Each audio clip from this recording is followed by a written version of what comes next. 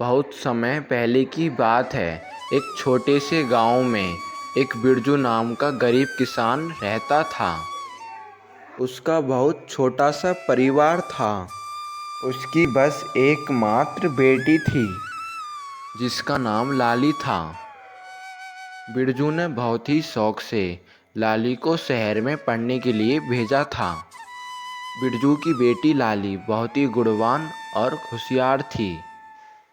उसी गांव में एक बलवंत सिंह नाम का एक लालची बेईमान जमींदार रहता था।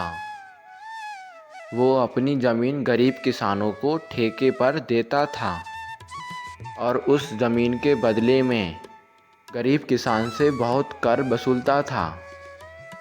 जमींदार बलवंत सिंह बहुत ही लालची था। वो गरीब किसानों को बहला फुसला कर पहले तो अपनी ज़मीन ठेके पर देता और बाद में गरीब किसानों से ही शर्त रख देता था। एक दिन जमींदार बलवंत सिंह एक गरीब किसान के पास जाता है और कहता है, इन गरीब किसानों की भी क्या ज़िंदगी है। बस 2 वक्त की रोटी के लिए दिन भर काम करते रहते हैं और पूरी ज़िंदगी 2 वक्त की रोटी के लिए तरसते रहते हैं। और मुझे देखो, मैं बस इन्हें आदेश देता हूँ और समय आने पर सारी फसल हमारे गोदामों में भर जाती है और ये गरीब किसान हमारे आगे जी हसूरी करते रहते हैं। इसे कहते हैं अगर दिमाग हो तो बलवंत सिंह जैसा।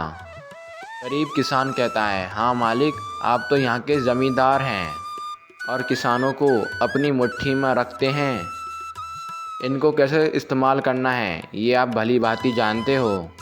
बलवंत सिंह कहता है, इसीलिए तो मैं यहाँ का राजा हूँ। मैं इन बेवकूफ़ किसानों को ऐसी ऐसी शर्त पर ज़मीन उधार दे रखी है कि मेहनत ये करते हैं और फसल मैं अपनी मुट्ठी में कर लेता हूँ। आखिर इनकी औकात ही क्या है मेरे सामने। ज़मींदार अपने नौकर से ये सब बातें कर ही रहा होता है, तभी उसके पास बिरजू नाम का एक गरीब किसान आता है जो बहुत दुखी और परेशान होता है। फिर बिरजू बलवंत सिंह से कहता है, मालिक, मैंने सुना है कि तुम ज़मीन ठेके पर देते हो। तभी बलवंत सिंह कहता है, अरे हाँ भाई, तुमने बिल्कुल ठीक सुना। मैं अपनी ज़मीन किसानों को ठेके पर देता हूँ। बिरजू बोलता है, तो मालिक मुझे भी अपनी ज़मीन ठेके पर दे दो। मैं भी आपकी ज़मीन पर 1 साल के लिए ठेके पर काम करना चाहता हूँ। मेरा नाम बिरजू है और मैं पास के ही गांव बसंतपुर गांव में रहता हूँ।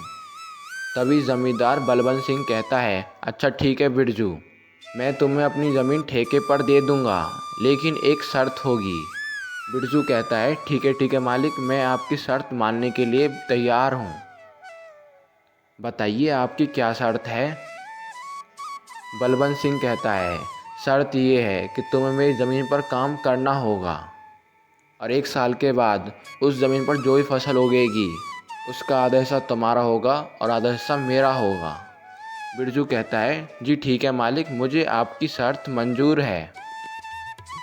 ज़मींदार से ज़मीन की कागज़ी कार्रवाई करने के बाद बिरजू अपने घर चला जाता है